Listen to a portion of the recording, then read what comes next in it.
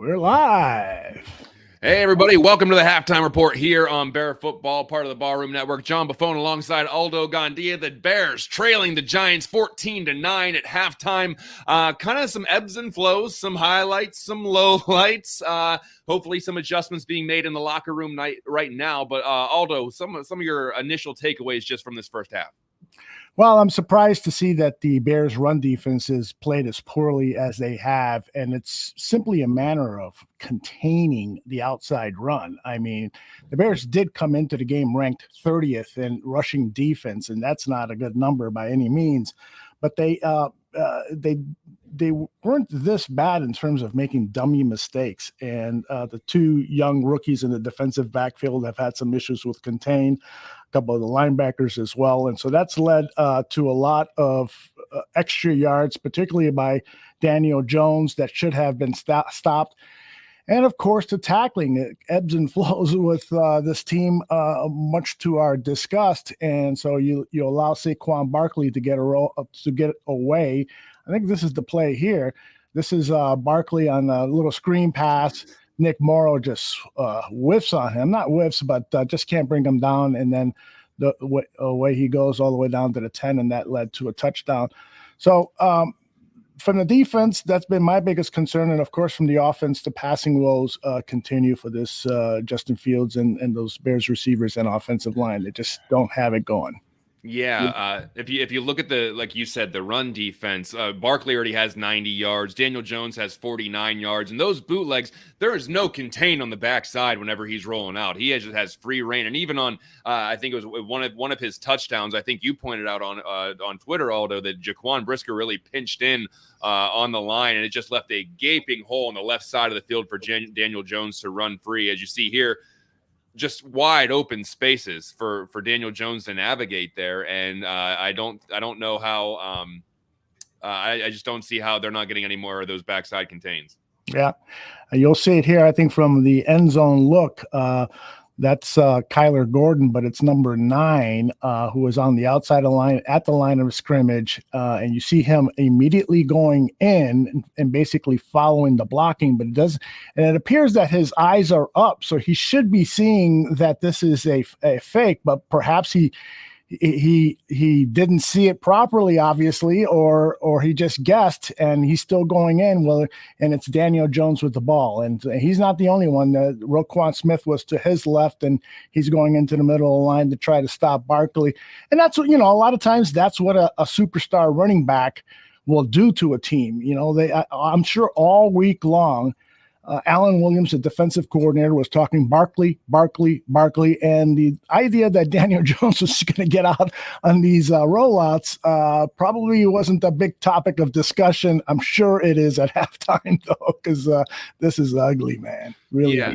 And on the other side of the ball, I'm interested to see what kind of adjustments they make, because although Justin Fields is making some plays with his feet, I think that on that 1 3rd and 10 where he did pick up the first down, I believe he would have waited just a half second longer. Now, I don't know. I'd have to see the play, but if he would have waited another half second, it looked like Darnell Mooney was wide open down the middle for a touchdown. And once again, this is still a young quarterback, so let's not say that, he's going to make every right read, but he did convert for the first down. That was the biggest part.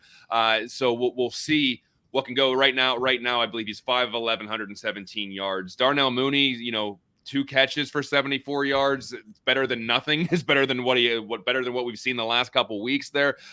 So we'll see what actual adjustments are made up. I think most of the adjustments will probably be made on the defensive side of the ball. Also on that fumble that Justin Fields threw, it was kind of odd to not see anybody other than the Giants kind of like flood towards that ball when it was on the ground. It was like, Hey, I thought that was a point of emphasis. Whenever you see a ball on the ground and you don't know if you heard a whistle or not, go pick it up. And it was just one of those things where it came out and the Giants player ran up to it and picked it up, and it ended up being Giants ball. So we'll see. It looks like there's some pretty windy conditions. How about Badgley coming in and kicking, getting 3 field goals, got signed to the team yesterday. So we'll see if he can keep that good streak going. Now, hopefully, you want to see some of these drives turn to 7 and not 3. I thought that, they were inside the 5 there. I thought for a second maybe they might go for it and maybe see if they could get 7 on the board there. But these are some of these possessions where you got to turn them into touchdowns, and field goals are only going to take you so far. You're hoping that you can put it in the end zone. And haven't seen much out of Velus Jones so far. I know that everyone was excited to see him in the game, and we haven't really seen any plays designed just to get the ball into his hands. And I thought that we might see one or two of those in the first half, but maybe they're saving those for the third and fourth quarter. Let's hope they are. That's the guy that, something up, right? yeah, because you would think that you have this explosive weapon, and you're just hoping to see if he can take one to the house. Because right now, this is the kind of game where one big play could be the differentiator here. Whenever you have two struggling teams who are, sometimes they're slogging along, but it's going to take one big play, and it could be a defensive play, it could be a special teams play, it could be a home run offensive play where everything just breaks down. So let's see if they can get the ball in some of the playmakers' hands. Specifically, I want to see Velus Jones with the ball just once. I want to see what he can do in some open space. I've heard a lot about him. I just want to see what he can do. Absolutely. And there was a play that the Bears had to settle for a field goal. It was on this drive when Fields hit this beautiful pass to Darnell Mooney, and credit Darnell Mooney with his focus on the ball and making the great diving catch. And then I think a play later, Fields rolled to his left and had Trubisky. He had Cole Kmet open near the sideline. I did a show with Mike North this morning. He had Trubisky, Cole Kmet open on the sideline, but he held the ball looking into the end zone as opposed to hitting the wide open Cole Kmet, who probably would have got it close to the goal line. And so you got to pull the trigger, Justin, on those plays. And he seems to be hesitant.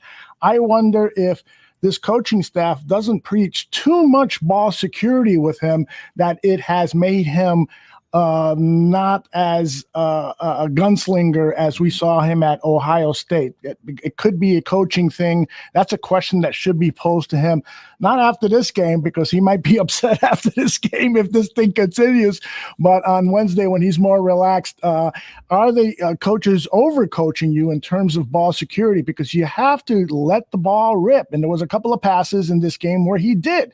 He went back, dug that back foot in, and then fired the ball right in the very first series. He did that, and it looked fantastic. And so if we could see more from him, then we can say, all right, he's starting to turn things around. But right now, he is much more interested in trying to pick up yards or bite with his feet, and that's never a good thing for a quarterback if he wants to improve his passing game.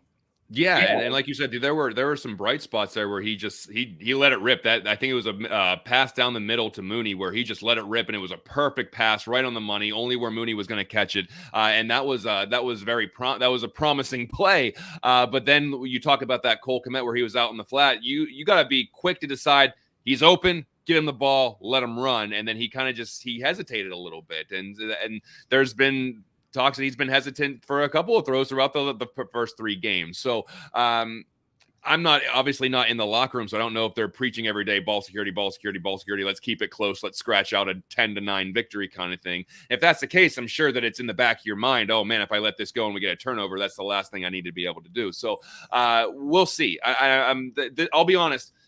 The one big difference between this team this year and last year, as far as coaching goes, is I can at least expect some adjustments going into the second half. We can expect something to be different. We can't guarantee they're going to win the game, but we've seen them tweak things at halftime to really see how things are going to progress and see if they can take advantage of things that the Giants are giving them. So it looks like the second half is just about to kick off. So we will be back with you at the end of the game. Danny Shimon and Tyler Gaines Ellis will be with us to break this all down, hopefully for Chicago Bears victory. Thank you for tuning into the Halftime Report, part of Bear Football on the Barroom Network. We'll see you after the game. All right. Take care, everyone.